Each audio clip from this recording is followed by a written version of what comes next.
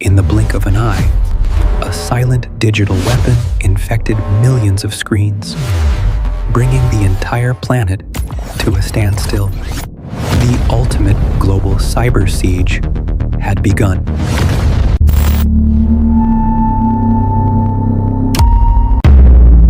On a perfectly ordinary Friday morning, the digital heart of our modern world simply stopped beating. It began without warning. Millions awoke to a calm dawn, completely unaware that a silent, invisible storm was already waiting in the shadows. It started the way every catastrophe in the cyber age does, not with a massive explosion, but with a simple, everyday action. An unassuming employee opened a seemingly harmless email attachment. Just one single fatal click was all it took to ignite the fire. Instantly, malicious code flooded the system.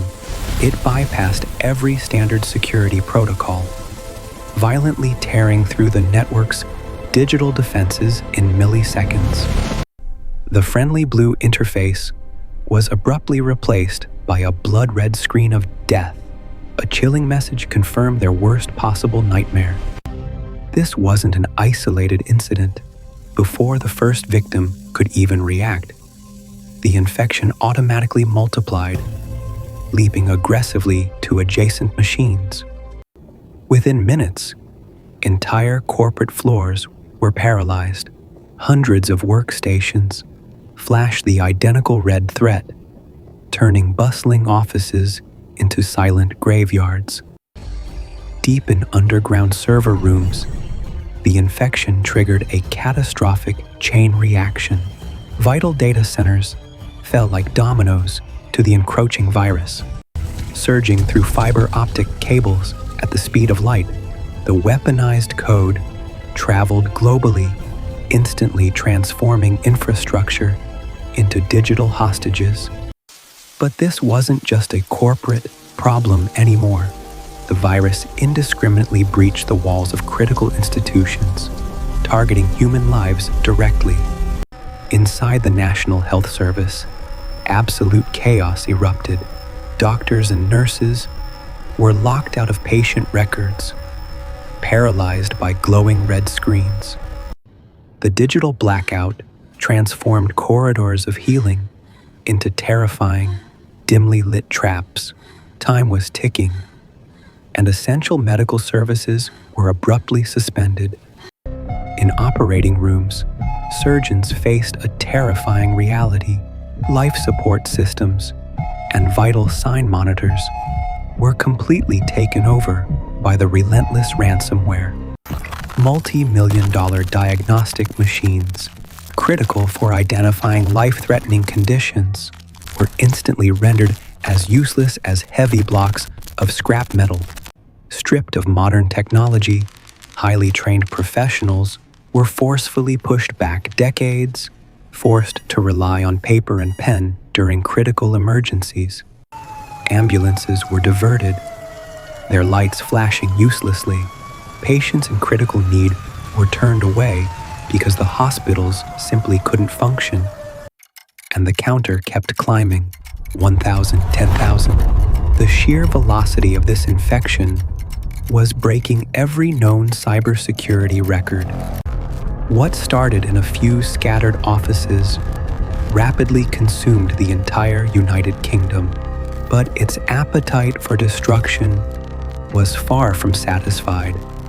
It violently breached international borders, ripping through France, Germany, and Russia. Europe was falling under the control of a faceless digital enemy.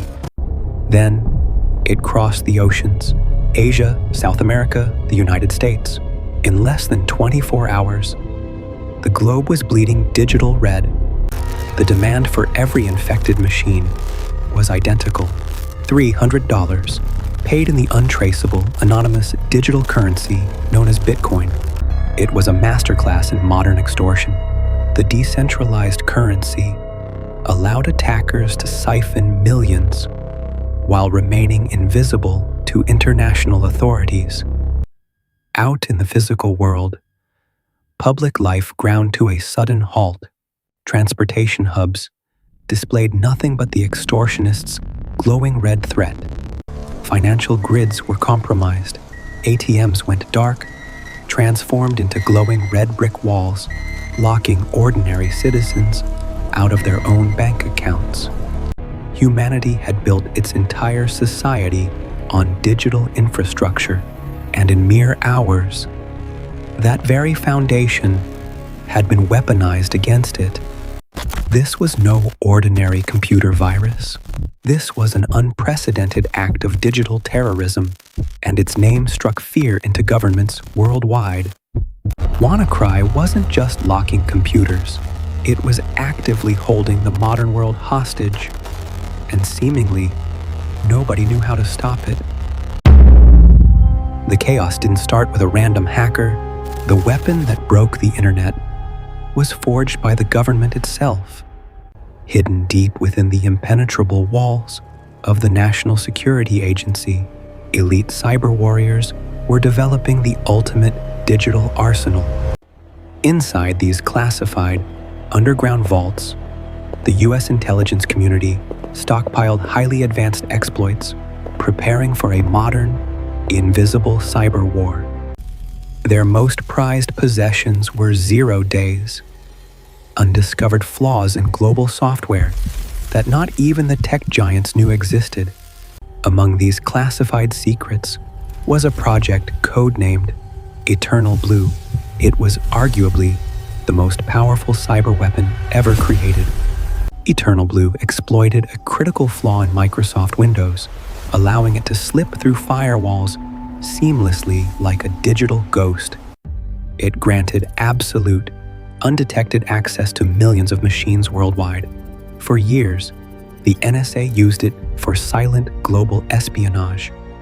Instead of alerting the public to this security hole, the agency kept it a deeply guarded secret for their own advantage.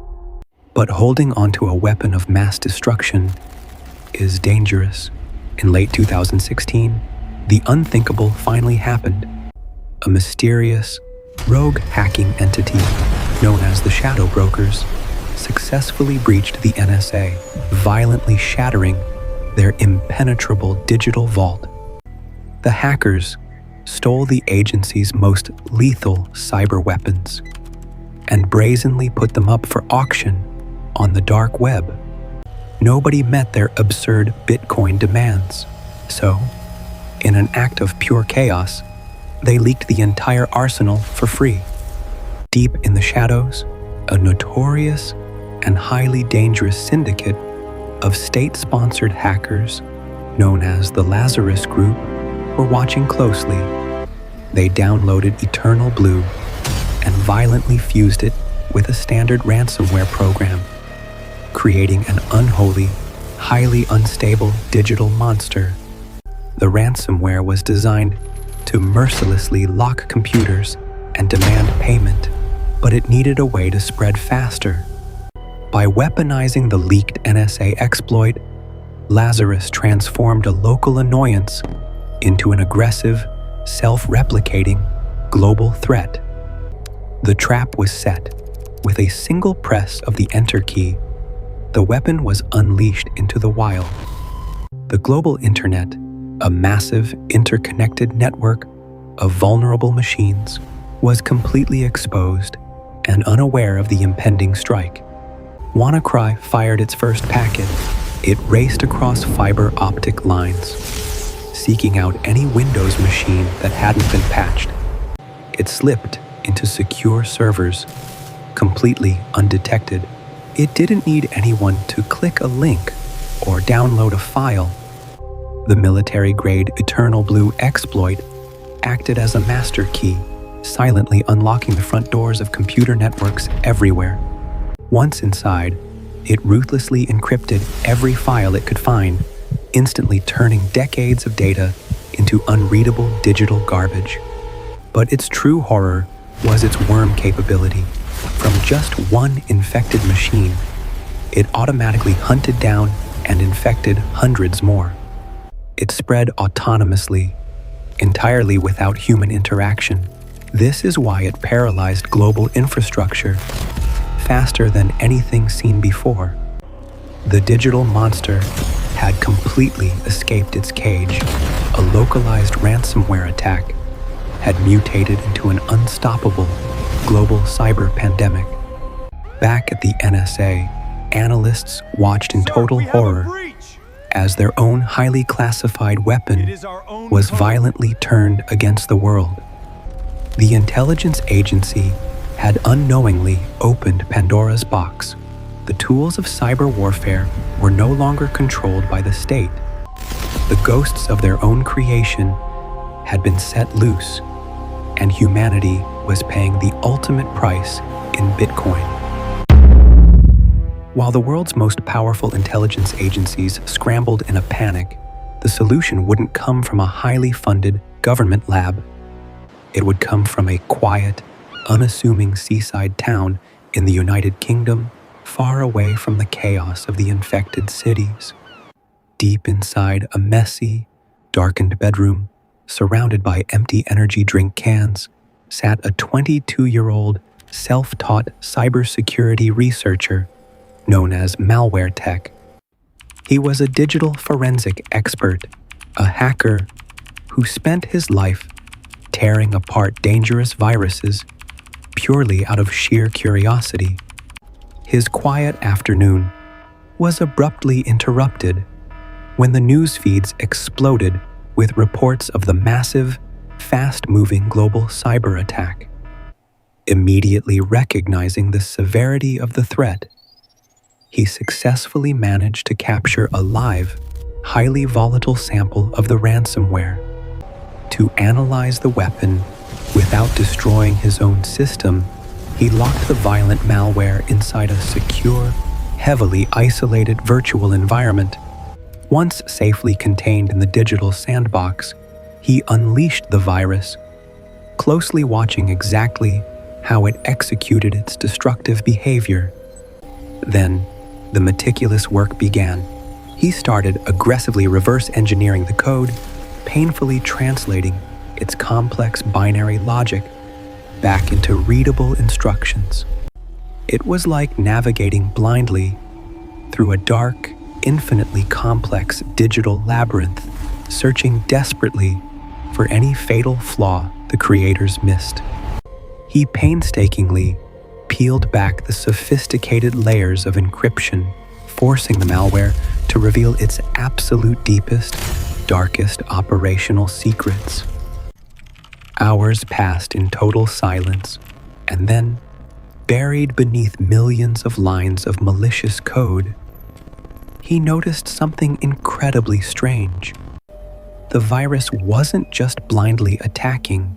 Before encrypting a machine, it was intentionally programmed to reach out and check a specific location.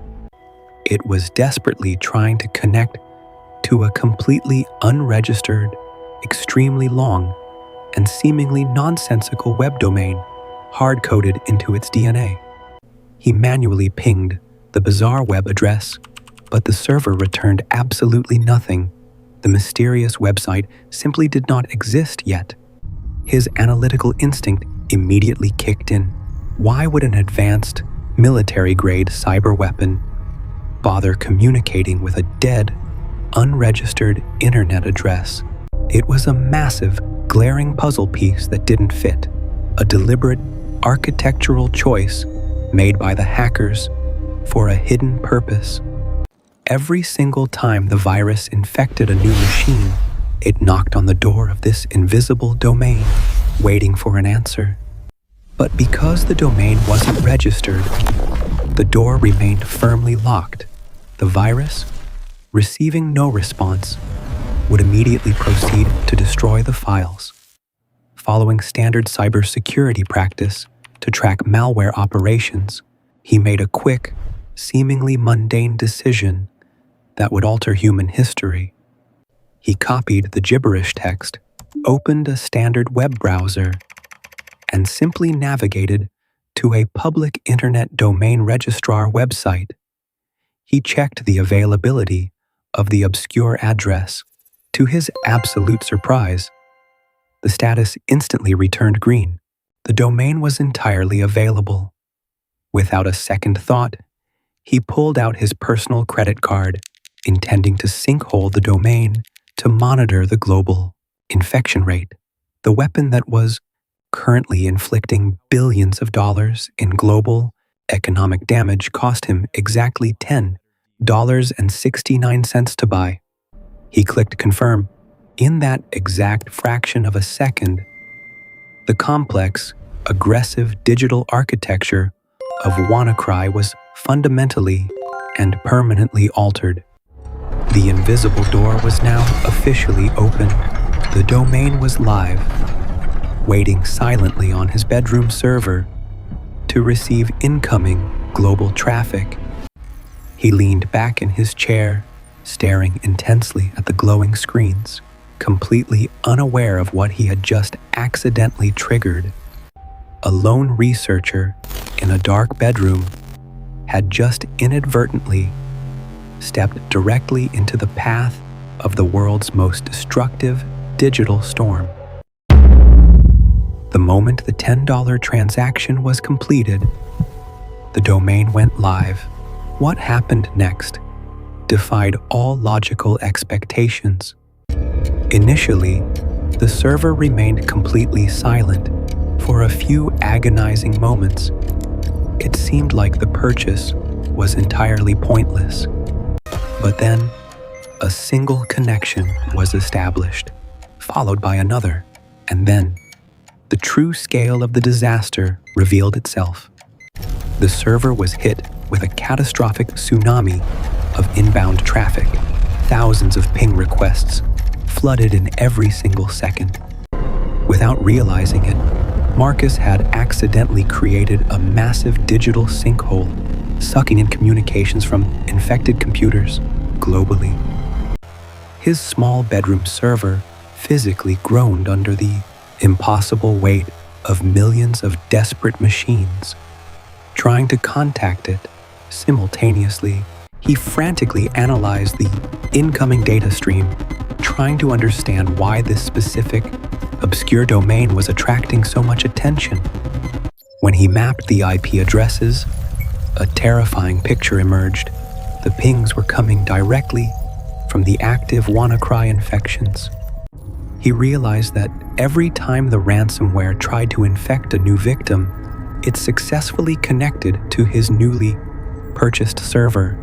The hackers who created WannaCry had intentionally built a secret fail-safe mechanism into the core of their malicious code. If the virus detected that the domain was active and responding, it was explicitly programmed to immediately abort its payload. It was designed as an anti-analysis tool, a clever trick to prevent security researchers from studying the virus in laboratory environments. By registering the domain, Marcus hadn't just created a sinkhole. He had unknowingly flipped the master switch for the entire operation. He pressed enter, forcing the server to aggressively respond to every single ping it received from the infected network. Instantly, across the globe, the unstoppable red tide of the WannaCry pandemic came to a sudden, violent, and completely unexpected halt. Computer systems that were seconds away from total encryption suddenly reversed course, returning safely to their standard, functional operations. In critical care wards, the terrifying red locks vanished from the monitors, and the reassuring green waves of life support returned.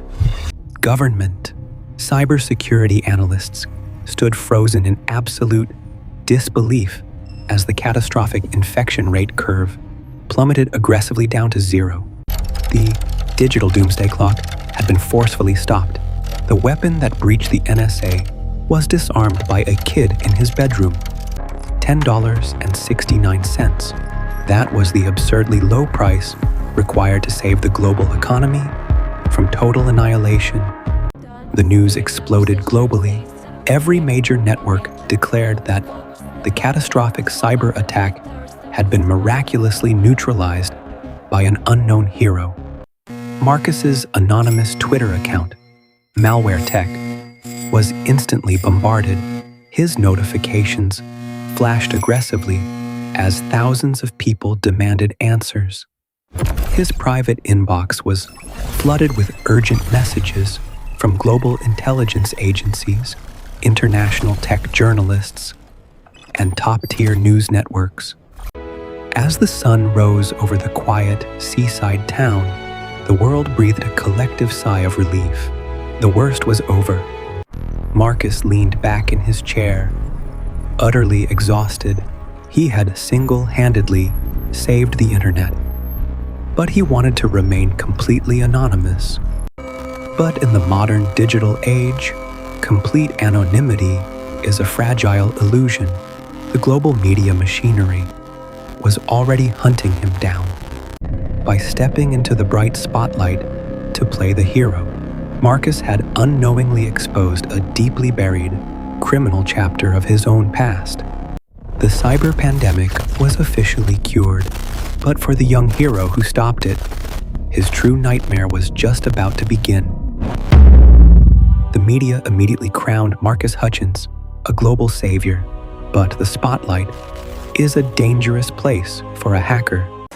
Journalists relentlessly dug into his background, successfully unmasking his secret identity and publishing his real name to the world.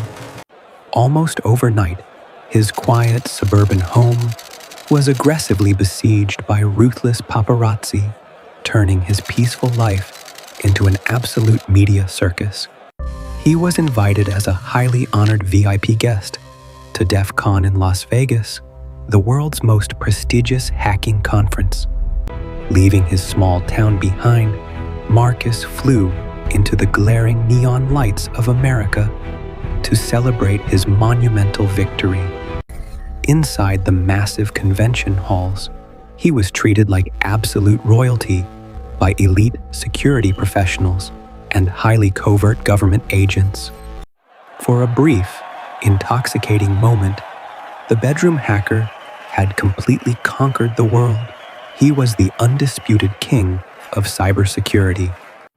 But the higher you climb, the harder you fall, and Marcus was standing on the edge of a massive cliff. After a week of endless celebrations, he arrived at McCarran International Airport, completely exhausted and ready to fly home. Waiting quietly at the departure gate, he felt a false sense of absolute security.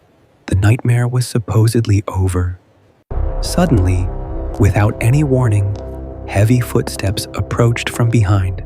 Several men in dark, formal suits tightly surrounded his chair. A gold badge flashed aggressively in the sterile airport light. It wasn't the press this time. It was the FBI. The shock was visceral. The man who had just saved the global economy was abruptly placed under federal arrest. Cold steel handcuffs snapped shut. In a matter of seconds, the hero was being treated exactly like a dangerous criminal. Transported to a bleak interrogation room, Marcus was completely disoriented. Why were they locking up the savior of the internet? A heavy manila folder was violently slammed onto the metal table, immediately shattering his illusion of innocence. The FBI wasn't arresting him for WannaCry. They were arresting him for a completely different digital monster named Kronos. Behind the heroic blue shield of the WannaCry kill switch lay a dark, venomous secret from his hidden teenage years. Kronos was a highly aggressive banking Trojan. It was specifically designed to silently steal sensitive financial credentials from infected victims. Years before saving the world, Marcus had allegedly built and sold this devastating weapon on illegal underground dark web markets. The brilliant cybersecurity researcher and the ruthless malware author were, shockingly, the exact same person, the ultimate dual identity. While WannaCry made him famous, Kronos had quietly generated massive illegal profits, leaving countless ordinary people financially ruined in its wake. The media narrative flipped instantly. Damning headlines viciously dragged the former hero through the mud, branding him a massive hypocrite. The man who had protected millions of computers could not protect himself from the inescapable digital footprints of his past. He was now entirely trapped inside a heavy digital cage, entirely of his own making, facing decades in federal prison. The bright, triumphant glow of his Las Vegas victory was violently extinguished, replaced by the cold reality of a criminal trial. How does the justice system weigh an act of global salvation against a deeply selfish history of digital theft and extortion? The hacker's final battle wouldn't be fought behind a keyboard. It would be fought inside an American federal courtroom. The line between a criminal and a hero is incredibly thin. Now, the United States federal justice system had to decide. Marcus faced a grueling trial in an imposing federal courthouse. If convicted, he would spend the rest of his life imprisoned. The scales of justice demand absolute balance, but how do you judge a man who has both destroyed and saved millions? Inside the solemn, wood-paneled courtroom, the immense weight of the federal government bore down heavily upon the young, isolated defendant. Sitting motionless in a dark suit, the former bedroom hacker was completely stripped of his anonymity and his protective digital shields. The prosecution presented a devastating and aggressive case, painting him not as a savior, but as a ruthless, calculating cyber mercenary. They laid out mountains of redacted evidence, detailing his creation of the Kronos banking Trojan and the immense financial ruin caused. In defense, his lawyers presented a single, incredibly cheap $10 domain receipt that single-handedly prevented an apocalyptic global economic collapse. Instead of fighting the overwhelming charges, Marcus made a shocking decision. He leaned into the microphone and quietly pleaded entirely guilty. He fully accepted responsibility for the dark sins of his teenage years, throwing himself at the absolute mercy of the court. The courtroom fell into an agonizing, suffocating silence. The judge looked down at the young man, weighing his unprecedented, complex legacy. The final verdict was completely unprecedented. Acknowledging his monumental act of heroism, the judge sentenced him to 0 additional prison time. Years of unbearable, crushing anxiety instantly vanished.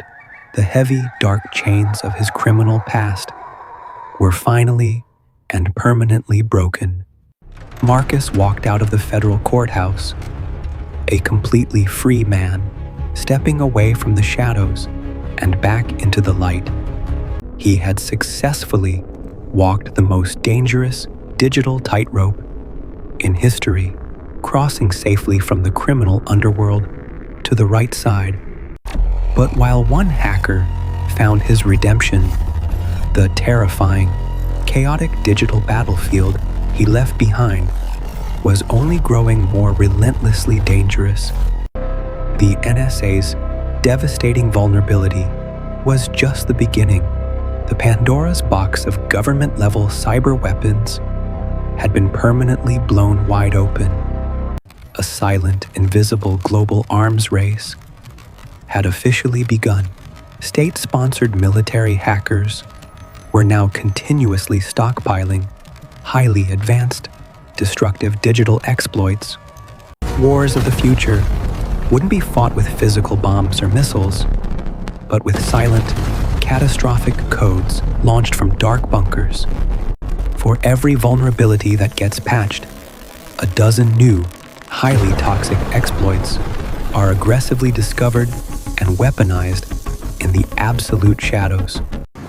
The targets are no longer just personal computers. They are critical power grids, massive hydroelectric dams, and vital global supply chains. We have deeply integrated our fragile human lives into a massive, interconnected digital matrix that remains fundamentally and inherently unsecure. To survive this terrifying new reality, the world desperately needs brilliant defenders who intimately understand the twisted minds of the attackers. Meanwhile, that single $10 web domain remains silently active in the dark void, continually protecting millions of completely unsuspecting global users. Year after year, the absurdly cheap registration fee is quietly paid, holding back a devastating monster that never truly went away. We live on a fragile digital planet, suspended over a dark, chaotic abyss, constantly one single click away from total collapse. And when the next unprecedented global cyberstorm inevitably hits, we can only hope another anonymous hero is sitting in the dark, ready to face the invisible darkness, armed with nothing but a keyboard, a brilliant mind, and pure, unyielding intellectual curiosity. Today, the man who stopped the worst cyber attack in history continues to work tirelessly in the cybersecurity industry, protecting us. He is the definitive proof that sometimes the only way to stop a digital demon is to hire a reformed one.